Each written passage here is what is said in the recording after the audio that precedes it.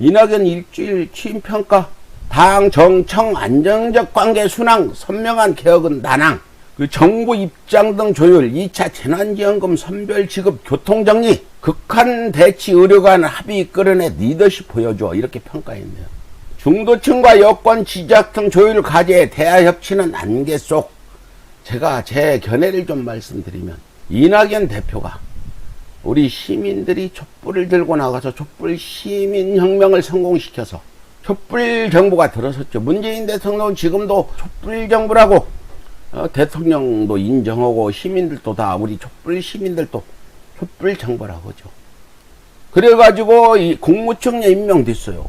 당시 이낙연 현 대표가 뭐 촛불 전국에서 리더로서 나를 따르라 하고 뭐 촛불을 든 분 아니고, 점잖은 이 계시다가, 그래도 능력이 있고 일을 잘 하시겠다 해서 국무총리에 임명해서 무난히 해왔다 평가를 받았어요. 몰라요. 뭐 중도층이나 반대측에서는 무난히 했다 할지 모르지만, 지금 현 시점에서 봤을 때 이 부분은 대통령도 뭐 책임이 있다고 저는 말씀드리겠지만, 지금 현 상황이 어떻게 됐냐, 국무총리 3년 하고 나서 잘 해가지고 안정적이냐. 제가 말씀드리는 건 단 한 가지, 공권력 부분에서 그동안에 그렇게 태극기 모독단들이 난동을 부리고 전광훈이 뭐 안정권이 등등 해가지고 가로세로 등등 해서 아주 혼란스러운 부분에서 입장 정리를 하고 단호히 공권력을 행사해서 법이 두려워서 이런 일들을 하는 걸 꺼리게 만든 일이 있었냐, 이 부분에 저는 얘기를 하는 겁니다. 법이 바로 서지 않으면 이런 일이 벌어지는 거예요. 위기 상황에서 의사 파업이 나오고 하는 것들은 국무총리를 한 분으로서 이런 상황이 오게 된 거는 공권력을 제대로 세우지 못했다는 부분은 대통령, 국무총리, 장관 등등에서 지도부들은 책임을 져야 된다. 그걸 막기 위해서 촛불 시민이 가서 뿔 들고 뭐 검찰청 여의도 해가지고 겨우 우리가 무슨 공수처법 등등 검찰 개혁 법안들 이렇게 만들어냈는데, 다시 한번 제3 강조드려 말씀드리면, 촛불 시민혁명 정부는 촛불 시민이 촛불을 들고 박근혜를 탄핵 구속시키고 이렇게 만들어졌고, 거기에 우리가 세운 분들이 문재인 정부고 이낙연 총리고, 촛불 시민혁명 정부 들어서고 우리 국민들 편히 하루라도 있었습니까? 현재도 그렇고. 우리가 뭘 무슨 촛불을 들고 했으니까 기득권을 주장하는 건 절대 아니에요. 정부 책임자들이 잘한다면 우리가 이 방송할 이유도 없어요. 이낙연 대표님이나 등등 이런 대권 후보에 올라와 있는 분들이 이 부분을 잊으면 안 돼요. 민주당 최고위원들이나 국회의원들, 지금 이 정부는 혁명정부라는 거예요. 혁명정부.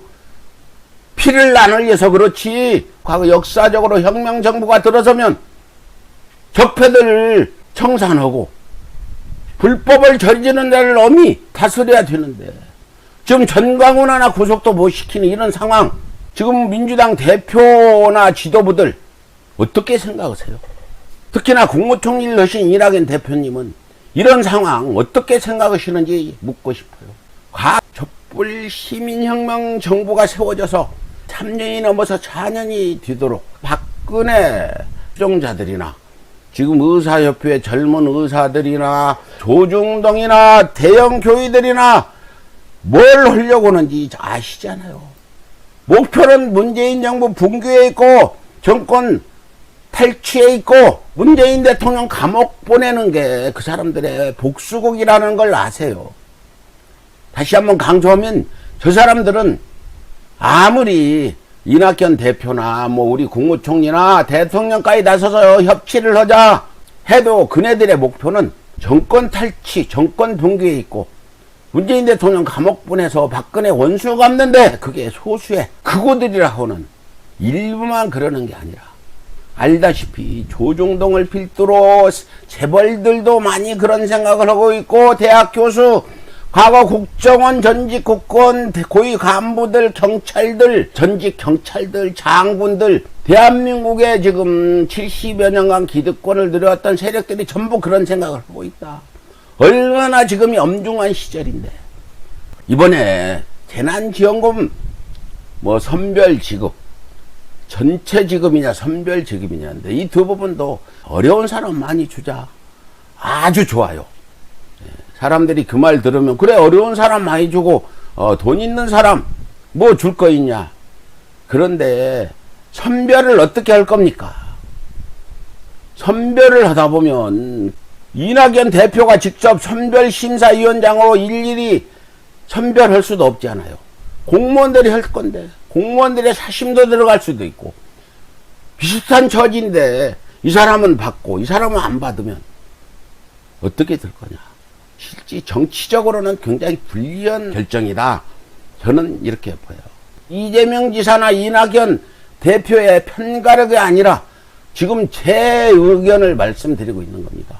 어떤 게 좋은지는 모르지만 어려운 사람들을 도와준다는 의미 이런 부분에서는 선별 지원이 명분이 되고 많은 사람들이 설득이 되겠지만 여러 가지 큰 측면에서 정치적으로 보나 내수진작이나 이런 거 봤을 때 재난지원금 있는 사람도 줘서 빨리빨리 쓰게 하면은 그만큼 돈이 돌 거 아니냐.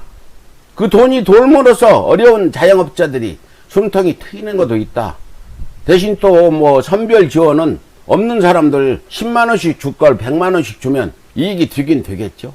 장단점이 있는 부분인데 지금은 시민혁명 정부고 적폐들이 지금 법을 무서워하지 않고 문재인 정부 알기를 물로 알고 10월 3일 개천절에 또 집회한다고 집회연고 내놓고 이런 상황에 대해서 중도의식해서 개혁을 않겠다면 절대 그건 우리 촛불 시민들이 자시하지 않을 거다. 경고합니다.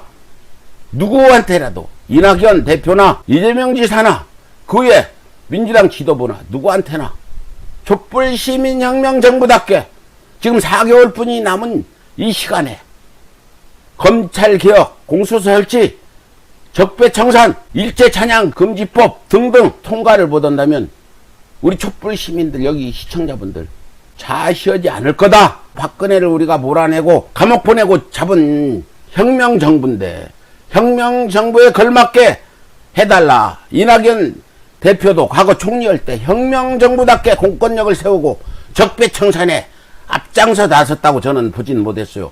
그건 잘못한 건 인정하시고 앞으로 이제 민주당 대표가 됐으니까 그 부분에 대해서 좀 힘을 실어서 민주당이 개혁 법안들 착착 입법할 수 있도록 나서 주십시오.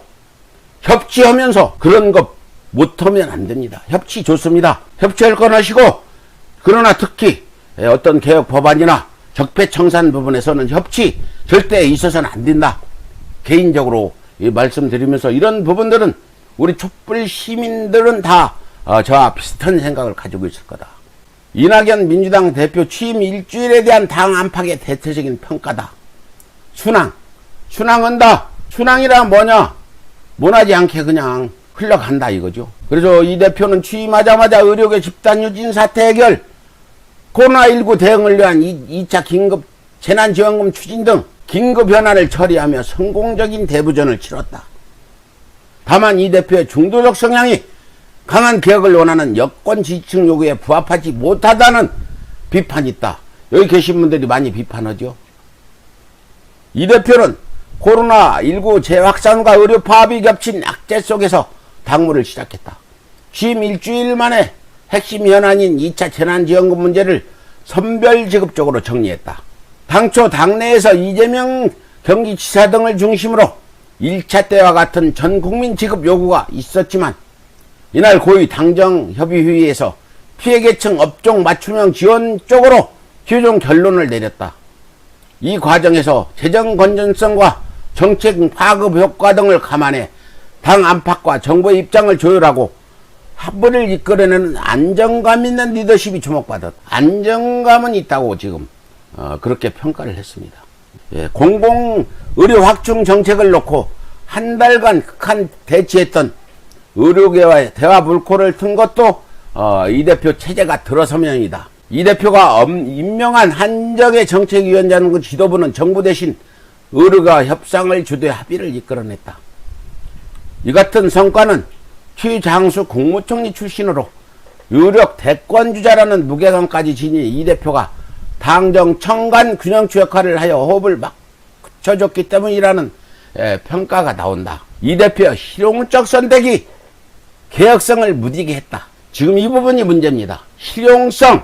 적은 지금 문재인 대통령 감옥 보내자고 정권 탈취하자고 나오는데 실용성 선택, 중도표 의식해서 대통령이 되겠다고 생각해서 중도표를 의식해서 개혁성을 무디게 한다면 자시하지 않겠다. 다시 한번 경고합니다. 지금 우리가 무슨 대권 눈을 내분을 일으키면 안 된다. 전애들은 지금 목숨을 걸고 전투를 벌이는데 그 사람들하고 협치만 하겠다 하면 안 되죠. 과거 참여정부, 노무현 정부를 그렇게 뒤에서 물어뜯고 싸움질만 하다 결국 다 함께 죽는 그런 결과가 나왔는데 지금 공수처 설치나 개혁 법안들이 협치로 가능할까라고 생각한다면 정말 이낙연 대표는 어리석은 생각이다. 단언할 수 있습니다. 상대가 어떤 생각을 가지고 있는지를 모른다면 전략가가 아니죠.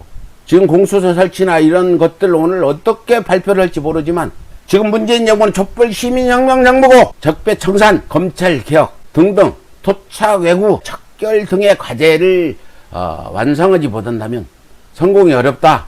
제발 강한 당대표로 협치할 건 협치하고 협치 불가능한 상태는 밀어붙여서 그런 법안들을 꼭 입법할 수 있도록 해달라. 이렇게 마지막으로 부탁드리면서 만일 그렇게 하지 못할 때 우리 촛불 시민들 수천만 촛불 시민들이 자시하지 않을 거다. 이렇게 경고 드리면서 이낙연 대표 이야기 여기서 마치겠습니다.